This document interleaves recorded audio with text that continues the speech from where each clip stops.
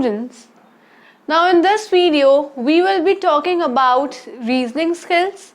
Now we know that reasoning skills are very important in day-to-day life because reasoning is nothing but just questioning of how an event is occurring or how there's a particular series which has taken place. Reasoning is nothing but analyzing your questioning power, your reasoning abilities, your thinking power. All this together makes a subject which is reasoning. But reasoning is not just a subject, it is the concept.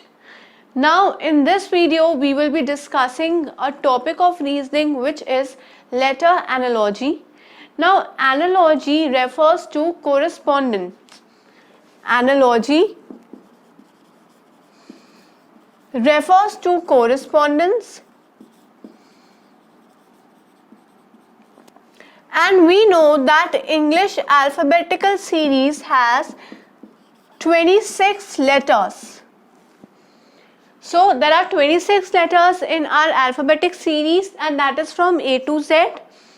अब letter और analogy को अगर हम combine करते हैं तो हमें क्या पता लगता है कि कोरस्पॉन्डिंग हमने देखनी है कि इन ए टू जेड में से कोई भी लेटर्स होंगे, इनकी एक सीरीज होएगी या स्टैंड अलोन भी हो सकते हैं हर एक लेटर, और उसके कोरस्पॉन्डिंग एक और लेटर होएगा। फिर उससे एक क्वेश्चन मिलेगा जो कोई भी एग्जामिनर आपसे पूछेगा, और उसके कोरस्पॉन्डिंग जो भी हमारे को आंसर डिराइव होएगा थोड़ी सी लॉजिक यूज करके, वो आंसर हमें डिराइव करना है या हमें बताना है कि क्या आंसर हो सकता है। यहाँ पर क्या है, एग्जाम्पल के थ्रू हमें चीज़ें जो है वो बहुत अच्छे से क्लियर हो पाएंगी rather than just talking about theoretical part.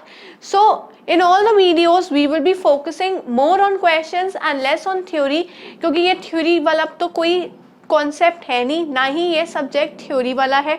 जितनी ज़्यादा हम प्रैक्टिकल प्रैक्टिस करेंगे उतनी ही हम बेटर हो पाएंगे इसमें। So let us directly focus on questions. But before beginning with questions, as I have always said कि रीजनिंग में मोस्ट इंपॉर्टेंट पार्ट अगर हम लेटर्स को कवर कर रहे हैं क्या है कि लेटर्स की सीरीज याद होनी चाहिए, अल्फाबेटिकल ऑर्डर याद होना चाहिए, प्लस उसके कोरिस्पॉन्डिंग क्या उसकी प्लेस वैल्यू है वो भी हमें याद होनी चाहिए। प्लेस वैल्यू जो है बहुत इजीली हम याद कर सकते हैं विद द टर्म इजोटी। इजोटी क्या है, ये ई की जो भी प्लेस वैल्यू है हमारी नंबर सीरीज में वो यहाँ पर प्लेस होएगी, जे की जो प्लेस वैल्यू है वो यहाँ पर प्लेस होएगी, और इधर क्या है, ये बेसिकली है हमारा टेबल ऑफ 5 की मल्टीप्लिकेशन है 5 टाइम्स, तो 5 1s are 5, 5 2s are 10, 5 3s are 15, 5 4s are 20 and 5 5s are 25। तो ये जो है ये हमें प्लेस वैल्यूज बताएगी इन 5 लेटर्स की 5 प्लेस वैल्यूज।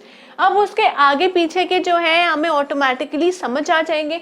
अगर ई की प्लेस वैल्यू हमें याद है 5 है, हमें पता है एफ के ई के बाद आता है एफ, अगर ई की वैल्यू 5 है तो एफ की वैल्यू ऑटोमेटिकली 6 हो जाएगी। ऐसे ही अगर जे की वैल्यू 10 है, हमें पता है जे से पहले आई आएगा, तो आई की वैल्यू जो है वो 9 हो जाएगी। तो इसलिए अगर हम ये एक जो वर्ड है इसको याद करेंगे तो इसके आगे पीछे की लेटर्स की वैल्यूज भी हमें ऑलमोस्ट याद हो जाएंगी। So this is the shortest trick जिससे हमें थोड़ा सा आइडिया हो जाएगा हर लेटर की प्लेस वैल्यू का। प्लेस वैल्यूज याद करनी इट इज़ वेरी इंपॉर्टेंट, क्योंकि इसी से ही हमें जो है ट्रिक्स जो है हम इजीली अप्लाई कर पाएंगे।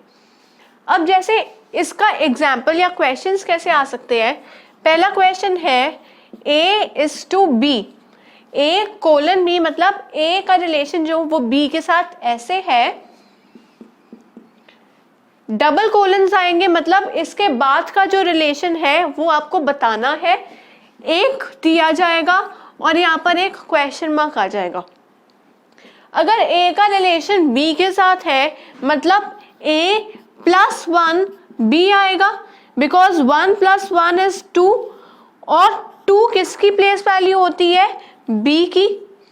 ऐसे ही C की प्लेस वैल्यू क्या है, 3।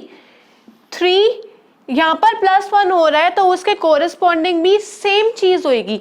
जो स्टेप हम यहाँ पर करेंगे या जिस लॉजिक से हमें ए के साथ बी मिला है उसी लॉजिक के साथ सी के साथ हमें डी मिलेगा। ऐसे 3 + 1 जो है वो 4 होएगा। 4 की प्लेस वैल्यू है डी, तो डी जो है वो आ जाएगा हमारा आंसर। ये एक बहुत ही छोटा और इजी एग्जाम्पल था which I have explained you. Now let us focus on the next examples which are a little difficult, but we will understand these step by step. Now let us have a look at the second question. The second question says that computer के corresponding हमें एक ये code मिला हुआ है। अब हमने इस कोड के बीच में और कंप्यूटर के बीच में एक रिलेशनशिप देखनी है कि इन दोनों एलिमेंट्स के बीच में क्या रिलेशनशिप है। जो इन दोनों के एलिमेंट्स के बीच में हमें रिलेशनशिप मिलेगी, using the same relationship we have to find a coded code for the word language. अब कंप्यूटर के कोरिस्पॉन्डिंग एक हमारे पास ये कोड है जो एक एनकोडेड फॉर्म में है। एनकोडेड फॉर्म में क्या है कि कंप्यूटर का ये एक कोड है जो एक लॉजिक से बनाया गया है। कोई भी कोड जो भी बनाता है, हर एक कोड जो है उसके पीछे कोई लॉजिक छुपा होता है। ऐसे इसके पीछे there is a hidden logic. We need to find the logic, and whatever logic that we will get over here, the same logic we will use to get our desired code. अब अगर हम पहला C देखें और फिर F देखें, फिर O देखें और Q देखें। अगर C और F देखते हैं तो C की प्लेस वैल्यू कितनी है 3 और F की प्लेस वैल्यू कितनी है 6। मतलब 3 + 3 = 6। इसका तो हमें ये कोड मिल रहा है कि हम इस पे +3 कर रहे हैं। अब O की वैल्यू है हमारी 15 और Q की वैल्यू है हमारी 17। O की वैल्यू है 15, Q की वैल्यू है 17, तो O +2 कर रहे हैं तो हमारे पास 17 आ रहा है। मतलब कि 1 2 3 4 5 6 7 8 हमने अपना माइंड हर जगह एक्सपैंड करना है, हर लॉजिक को देखना है। लॉजिक ऐसा भी हो सकता है कि ऑड नंबर्स के साथ हमें कुछ ऐड करना है और इवन नंबर्स के साथ हमें कुछ और ऐड करना है। अगर हम M को देखते हैं और इधर P को देखते हैं तो हमारा M की प्लेस वैल्यू है 13 और P की प्लेस वैल्यू है हमारी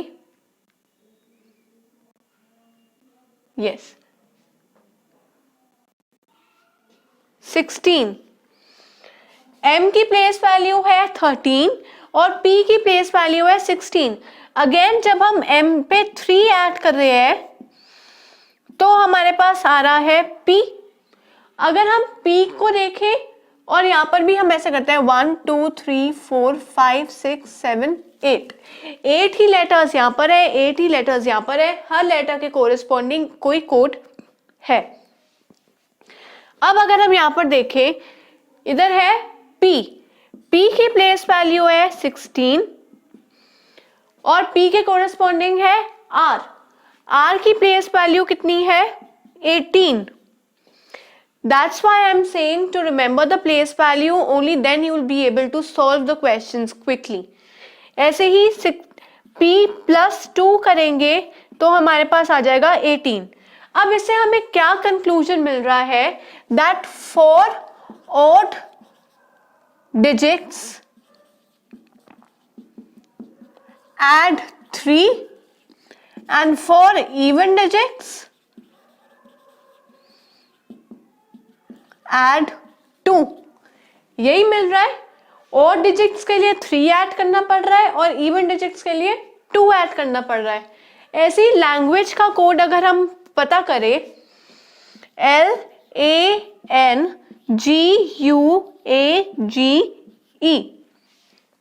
ऐसे लिख लिया। अब L का कोड जब तक इनकी प्लेस वैल्यूज नहीं पता लगेंगी we won't be able to solve it in a faster manner. Yes, कर पाएंगे solve, जैसे C D E F O P Q ऐसे तो कर पाओगे, but it will be very time consuming. इसे easily solve करने के लिए you should remember the place values. that L की place value है 12, A की सबको ही पता होगी 1 है, N की place value is 14, G is 8, U is 21, 1, G is 8 and E is 5. Remember? ये वैल्यूज याद करनी बहुत बहुत जरूरी है. Sorry, G's place value is 7. Now we know that for odd digits we will add 3 to it. Now 12 plus 3 is 15 and the place value, the letter for 15 is O. Again 1 plus 2 is 3 and 3 is C. Then again we have odd number. For odd we will add 3. 17 is Q. 7 plus 2 is 9. 9 is I. 21 plus 3 is 24. And 24 is X. 1 plus 2 is 3. 3 is C. 7 plus 3 is 10. With Ejoti it is clear that it is J. And 5 plus 2 is 7 and 7 is G. So the required code is O C Q I X C J G. This is my answer. So this is an example of letter analogy with skipping the letters. हमने letters skip किए, but also ऐसा भी है कि हर odd digit के साथ अलग number skip हो रहा है और हर even digit के साथ अलग number skip हो रहा है. There are certain questions, for example, अगर मैं एक लेती हूँ example love. अब इसमें मेरे को 2 vowels दिख रहे हैं और 2 consonants दिख रहे हैं, तो there are questions in which for vowels there will be other skipping numbers and for consonants there will be other. तो you have to expand. रट्टा नहीं मारना यहाँ पर. जितने ज़्यादा questions solve करोगे उतनी ही ज़्यादा tricks पता लगेंगी, उतनी ही ज़्यादा क्वेश्चंस पता लगेंगे हमें कि कैसे कैसे क्वेश्चंस जो है वो एग्जाम्स में आ सकते हैं. So my suggestion to you is to keep learning and keep practising in order to excel in reasoning and become the master of reasoning. So that's all for now.